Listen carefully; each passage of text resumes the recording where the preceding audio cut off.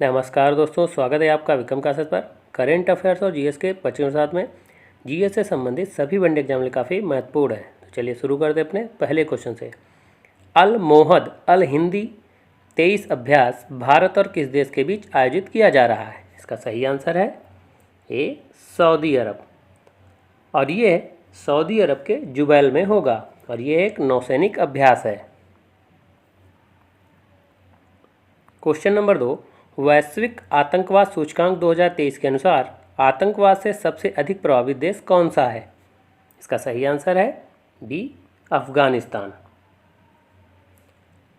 भारत को 25 सबसे खराब आतंकवाद प्रभावित देशों में सूचीबद्ध किया गया है।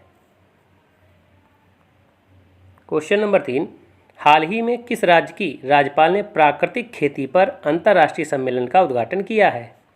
इसका सही आंसर है डी, मणिपुर। और इसका उद्घाटन मणिपुर की राज्यपाल अनसुईया उइके ने किया है। और इसका जो विषय है वो है natural farming for revitalising environment and resilient agriculture. Question number 4, किस राज्य सरकार ने 19 नए जिले और 3 नए मंडल बनाने की घोषणा की है? इसका सही आंसर है बी, राजस्थान ने। क्वेश्चन नंबर 5, किस राज्य को पहली बार इलेक्ट्रिक ट्रेन मिली है? इसका सही आंसर है ए, मेघालय। क्वेश्चन नंबर 6, यूक्रेन को लड़ाकू जेट प्रदान करने वाला पहला नाटो देश कौन सा है? इसका सही आंसर है डी, पोलैंड। और पोलैंड के राष्ट्रपति आंद्रेज डूडा ने मिग-29 लड़ाकू जेट यूक्रेन को दिया है। और वर्तमान में नाटो में 30 सदस्य हैं और जो 30वां सदस्य बना था वो है उत्तरी मैसेडोनिया। क्वेश्चन नंबर 7, किस उपनिषद का शाब्दिक अर्थ सफ़ेद घोड़ा है? का सही आंसर है डी, श्वेताश्वर उपनिषद। और कुल उपनिषद जो हैं वो 108 हैं और पहला उपनिषद है ईशावास्य उपनिषद। और उपनिषदों को वेदांत भी कहते हैं और उपनिषद दर्शन पर आधारित होते हैं। क्वेश्चन नंबर 8, निम्नलिखित में से दिल्ली के किस सुल्तान ने फसलों के चक्रण की शुरुआत की? इसका सही आंसर है बी, मोहम्मद बिन तुगलक। सल्तनत काल का सबसे शिक्षित सुल्तान था और इसने कृषि के लिए एक अलग विभाग बनाया था जिसका नाम था दीवाने अमीर कोही। और मोहम्मद बिन तुगलक का जो मूल नाम था वो जूना खां था।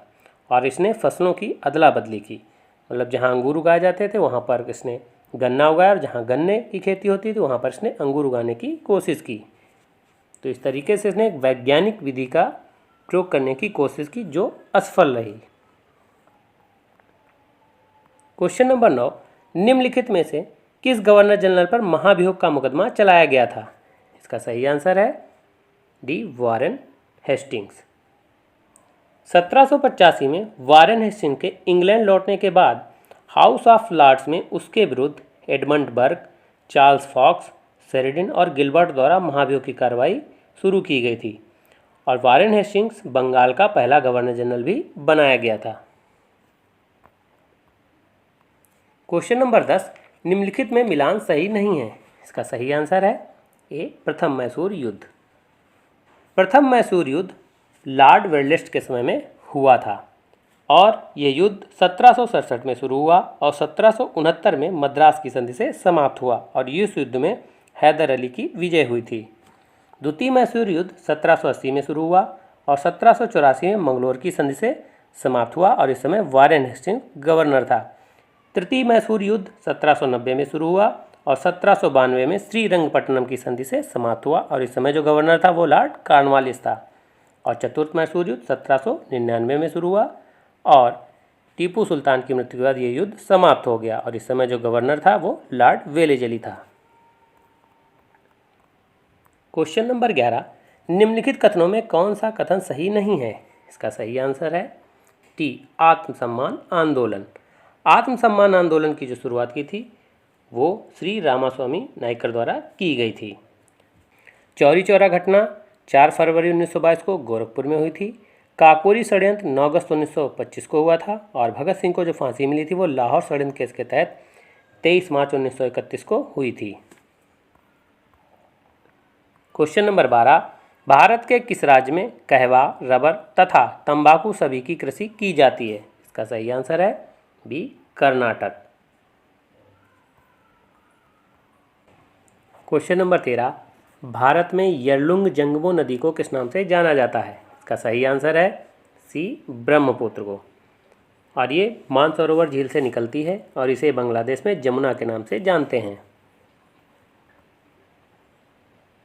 क्वेश्चन नंबर 14, जिस अक्षांश पर वार्षिक तापांतर न्यूनतम होता है वो है? इसका सही आंसर है ए, भूमध्य रेखा। और इसे विषुवत रेखा या 0 डिग्री अक्षांश रेखा भी कहते हैं, जबकि 23.5 डिग्री उत्तरी अक्षांश को कर्क रेखा कहते हैं और 23.5 डिग्री दक्षिणी अक्षांश रेखा को मकर रेखा के नाम से जानते हैं।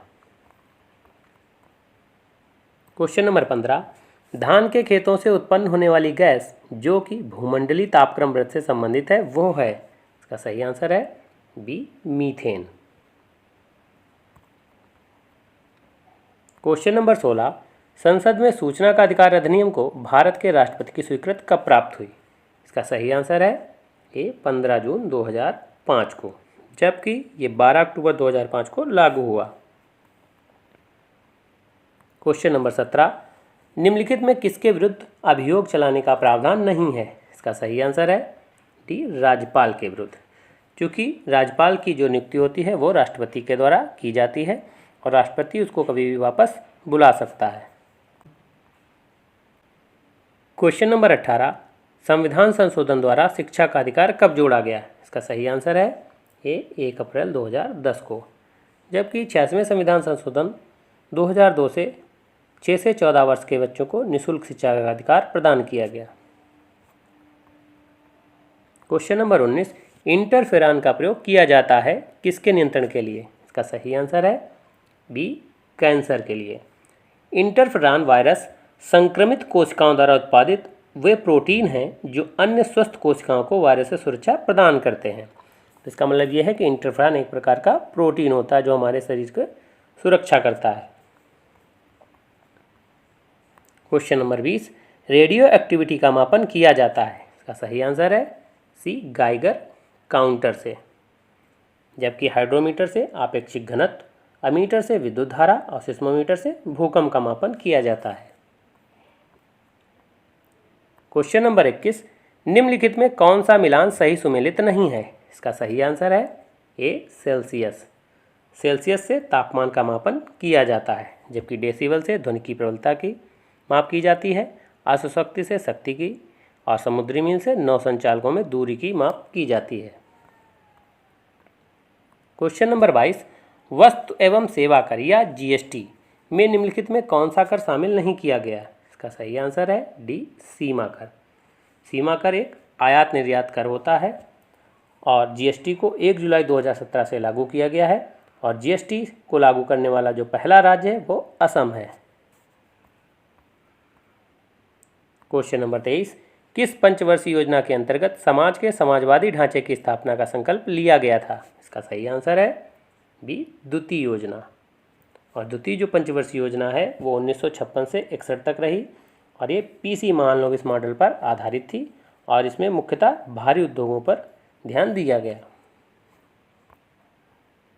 क्वेश्चन नंबर 24, पंडित दीनदयाल उपाध्याय पशु चिकित्सा विश्वविद्यालय कहाँ स्थित है? इसका सही आंसर है डी, मथुरा। क्वेश्चन नंबर 25, सर्वाधिक लिंगानुपात वाला केंद्र शासित प्रदेश है? इसका सही आंसर है ए, पुडुचेरी। जबकि 2011 की जनगणना के अनुसार सबसे कम लिंगानुपात वाला जो केंद्र शासित प्रदेश है वो दमनद्वीप है और जो राज्य है वो हरियाणा है। तो ये वीडियो कैसा लगा? अगर अच्छा लगा हो तो लाइक करें, शेयर करें, सब्सक्राइब करें। धन्यवाद दोस्तों।